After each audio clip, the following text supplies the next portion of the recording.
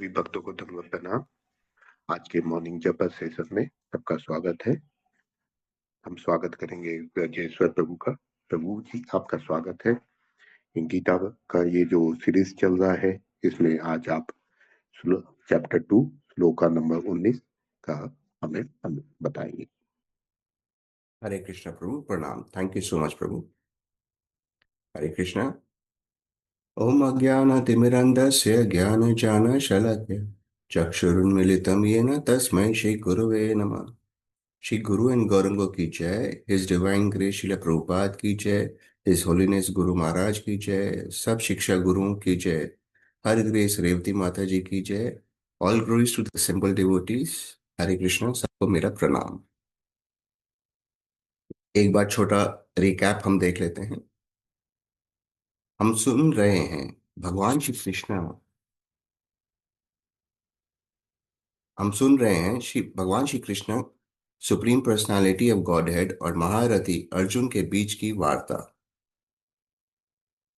कैसे अर्जुन युद्ध कैसे अर्जुन युद्ध लड़ने से कतराते हैं और श्री कृष्णा जी उनको पहले डांटते हैं और फिर शरीर और आत्मा के विषय में समझाते हैं। समझाना तब शुरू करते हैं जब अर्जुन अपने आप को उनके शरणागत कर देते हैं और बोलते हैं कि वह उनके शिष्य हैं। भगवान जी ने शरीर और आत्मा के विषय में बताते हुए अर्जुन को समझाते हैं कि उसे युद्ध करना चाहिए।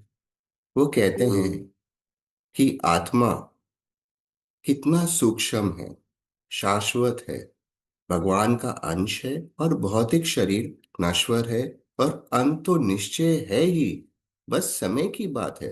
तत्क्षण हो जाए या 100 वर्ष के बाद, शरीर का अंत तो निश्चय है। आइए अब हम भगवत गीता चैप्टर 2 श्लोका नंबर 19 को देखते हैं।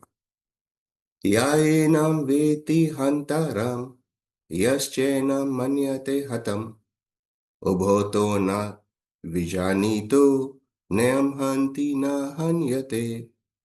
अनुवाद: जो इस जीवात्मा को मारने वाला समझता है तथा जो इसे मरा हुआ समझता है, ये दोनों ही अज्ञानी हैं, क्योंकि आत्मा न तो मारता है और न मारा जाता है।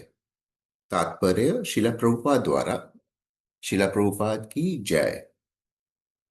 जब देहधारी जीव को किसी घातक हथियार से आघात पहुंचाया जाता है, तो ये समझ लेना चाहिए कि शरीर के भीतर का जीव आत्मा मरा नहीं।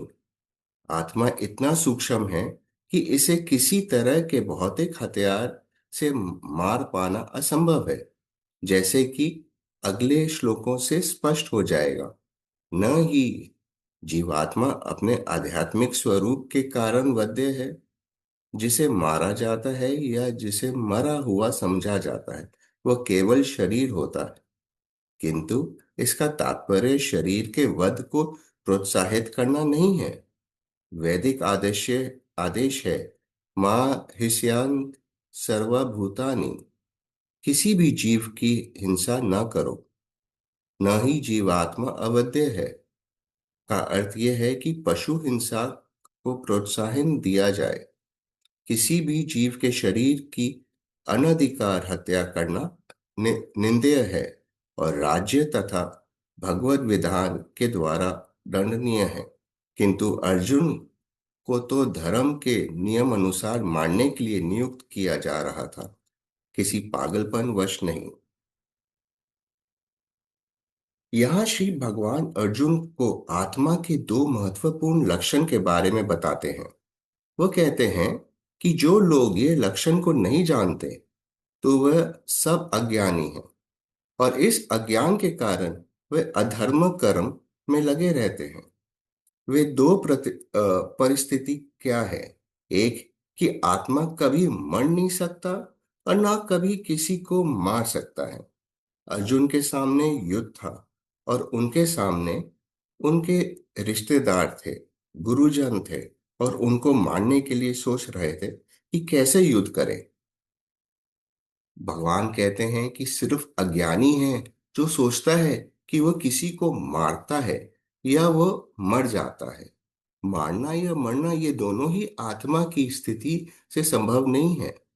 युद्ध में तो इकट्ठे हुए हैं मारने और मरने के लिए, पर मरेगा तो सिर्फ शरीर। आत्मा तो किसी भी हथियार से मारा ही नहीं जा सकता। या एनम वेति हंतराम, जो उनको मारने वाला सोचता है, या मन्यते हतम, जो उसे मरने वाला सोचता है, ये अज्ञानी है। जिनके पास ये आत्मा ज्ञान है और अज्ञानी नहीं है और देहतर बुद्धि में नहीं रहते, आत्मा की बुद्धि में रहते हैं, वे कभी नहीं सोच सकते कि वह मार सकते हैं और वह मर सकते हैं। वह सदा नित्य रहेंगे। प्रभुपाद जी हमें यहाँ बताते हैं कि कि सभी का जीने का पूरा अधिकार है। किसी भी जीव के ऊपर हिंसा नहीं करनी चाहिए। परंतु भगवान अर्जुन को युद्ध करने के लिए उत्साह रहे हैं, क्योंकि ये धर्म युद्ध है। हमें धर्म के अनुसार जीवन व्यतीत करना चाहिए। ये नहीं कि किसी को भी हमें मारते फिरे, ये बोलते हुए भगवान ने कहा है कि कोई किसी को नहीं मारता और कोई मरता नहीं है। हम सब आत्मा हैं और शाश्वत है। हमें किसी भी जीव को मारने का अधिकार नहीं है, न कि अपने आप को भी। कई लोग जीवन से इतने हताश हो जाते हैं कि वह आत्महत्या करने पर उतर आते हैं। ये बहुत बड़ा गुनाह है, ये धर्म अनुसार नहीं है। हम देखते हैं हमारे देश के जवान सिपाही देश की रक्षा के लिए देश के दुश्मनों की जान लेते हैं, और उनका भी कभी जान चले जाता है। ये सिपाही अपने कोई स्वयं खुशी के लिए नहीं जान लेते, पर वे नियुक्त किए गए हैं एक प्रामाणिक अथॉरिटी से। परंतु अगर यही सिपाही छुट्टी में घर जाता है और उधर किसी के साथ उसका झगड़ा हो जाए, तब वह अपनी पिस्टल उठाकर उस पर अगर गोली चला देता है, ये अपराध होगा और धर्म अनुसार नहीं होगा। हमें अर्जुन जी से सीखना चाहिए कि हमें एक प्रामाणिक गुरु के शरणागत हो जाना चाहिए। तब हमें शाश्वत ज्ञान का दर्शन प्राप्त होगा, और तब हमें अपने मिथ्य अज्ञानता को मिटा पाएंगे और आत्मा ज्ञान को अपनाते हुए अपना रिश्ता जो श्री भगवान से है उससे अवगत हो जाएंगे। तभी हम समझ पाएंगे कि हम आत्मा हैं और आत्मा भगवान के अंश होते हैं, कभी मर नहीं सकता। हमें जब परम ज्ञान का दर्शन मिलता है, तब हमें पता चलता है कि हमारा स्वरूप है जीवे स्वरूप होए कृष्ण नित्य दास। हमें भगवान की सेवा में लगे रहना चाहिए। ये एहसास हो जाता है कि सभी जीव जंतु आत्मा हैं और भगवान के अंश हैं, और किसी का भी जीवन लेने का अधिकार हमें नहीं है। अपनी वाणी को विराम देने के पहले एक और बात बोलना चाहूंगा। हमें और विलंब नहीं करना चाहिए अपना सत्य पहचानने के लिए कि हम आत्मा हैं और शरीर नहीं। ये शरीर हमारे हमारी हमें सहायता करता है कि हम अपनी यात्रा पूरी करें। हमारा जीवन एक आध्यात्मिक महत्वपूर्ण यात्रा करता है, और इस जीवन में हमें ये मनुष्य का शरीर मिला है जो बहुत दुर्लभ है। आत्मा कभी मरता नहीं है। जब वह शरीर छोड़ता है, तब वह अपने आध्यात्मिक यात्रा में आगे प्रस्थान करता है। मरता है तो सिर्फ शरीर।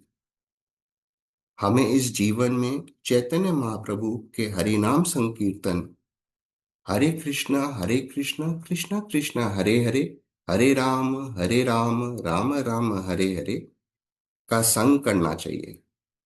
वाञ्छाकल्पतरुभ्यश्च कृपा सिंधु एव च पतितनां पावनेभ्यो वैष्णवेभ्यो नमो नमः। हरे कृष्ण। अगर कोई त्रुटि हो गई हो तो प्लीज क्षमा कर दें। हरे कृष्ण प्रभु। हरी हरी बोल। बहुत बहुत सुंदर प्रभु, बहुत सुंदर। आत्मा न तो मरता है, न मारा जा सकता है। जितना सुंदर ये श्लोक, उतना आपने अच्छे से इसको डिफाइन किया। बहुत बहुत सुंदर प्रभु। हम लोग अज्ञानवश ये समझते हैं कि शरीर चला गया तो आत्मा की भी मृत्यु हो गई। लेकिन नहीं, आत्मा हमेशा सदैव था, सदैव है और सदैव रहेगा। बस उसके कार्य बदलते रहते हैं। थैंक यू प्रभु, बहुत सुंदर।